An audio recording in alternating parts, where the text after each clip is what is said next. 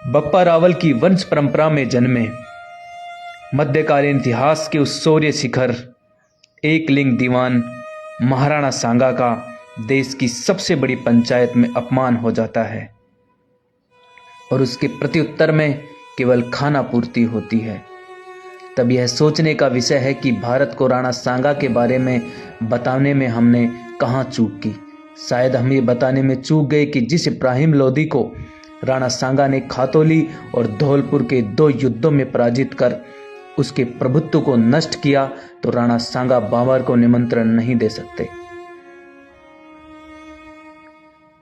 1519 में गागरोन के युद्ध में मालवा के सुल्तान महमूद खिलजी को 3 महीने बंदी बनाए।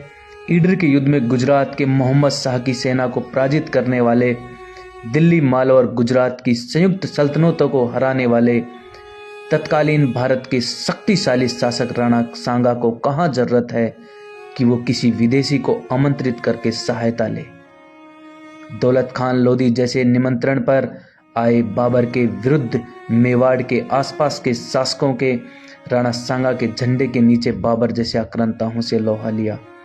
जिस राणा सांगा के साथ आमेर से पृथ्वीराज, बीकानेर से कल्याणमल, जोधपुर से मालदेव, मेड़ता से मीराबाई के पिता रतन सिंह और वीरमदेव, ईडर से भारमल जी, बूंदी से नदवर जी हाड़ा, सिरोही से अखेराज जी देवड़ा, सादड़ी से झाला अज्जा जी, चंदेरी से मेदिनी राय जी, हसन खां मेवाती सहित आसपास के सभी क्षत्रियों का सहयोग हो।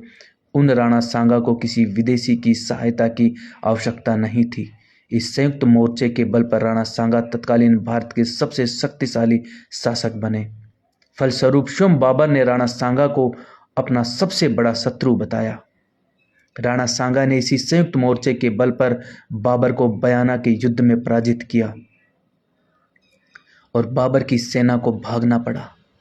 इस भागती सेना के मुगल जनरल मंसूर बरलास लिखता है कि राजपूत मृत्यु के देवता हैं, वे हमारी तरह युद्ध के मैदान से भागते नहीं हैं। खानवा के युद्ध में बाबर के हरावल दस्ते को बुरी तरह नष्ट किया गया।